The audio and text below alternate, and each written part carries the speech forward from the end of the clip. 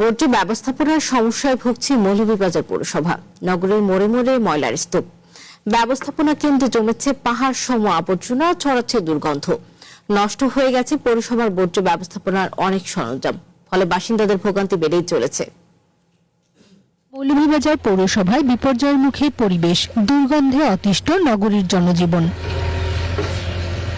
শহরের বিভিন্ন স্থানে ডাস্টবিন থাকলেও নিয়মিত পরিষ্কার হয় না ময়লা আবর্জনা। অভিযোগ রয়েছে পরিচ্ছন্নতা কর্মীরা কাজ করেন নিজেদের ইচ্ছে মতো, মানেন না কোনো নিয়ম নীতি, ফলে ময়লা আবর্জনা ছড়িয়ে ছিটিয়ে থাকে যত্রতত্র।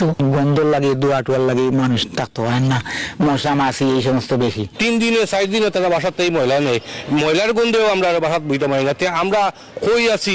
এখানকার বাসিন্দাদের সুবিধার্থে 2018 সালে স্থাপন করা হয় বর্জ্য ব্যবস্থাপনা কেন্দ্র বা ট্রিটমেন্ট প্লান্ট। অব্যবস্থাপনার কারণে পরিকল্পিত এই প্লান্টটি এখন ধ্বংসের মুখে। এছাড়া রয়েছে জনবল সংকটও। আমরা শুরু করার পর থেকে ধাপে ধাপে আমরা কিন্তু চেষ্টা করতেছি সেবার মানটা বাড়ানোর জন্য।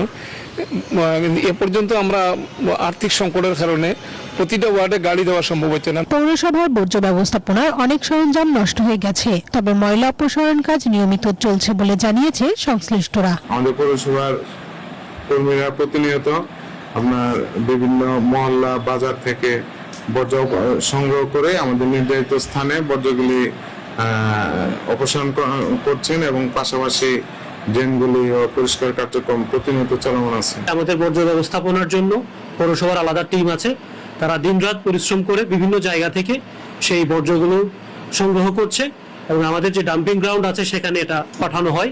জনবল ও গাড়ির সংকট সমাধান করা সহ পরিচ্ছন্ন শহর গড়তে প্রয়োজনীয় ব্যবস্থা গ্রহণের কথা জানালেন পৌর প্রশাসক। এখানে যে পরিমাণ আমাদের লোক দরকার ছিল বা গাড়ি, এটা আমাদের শর্টেজ আছে, তো এটা আমরা সমস্যা সমাধান দূর করার জন্য আমরা এটাকে শিফট ওয়াইজ করব। আমাদের যে লিকেজ শর্টেজগুলো আছে সেগুলো আমরা আইডেন্টিফাই করেছি। অচিরেই সব সমস্যার সমাধান করে পরিচ্ছন্ন শহর গড়ে তোলা হবে, এমনটাই আশা পৌরবাসীর। National desk.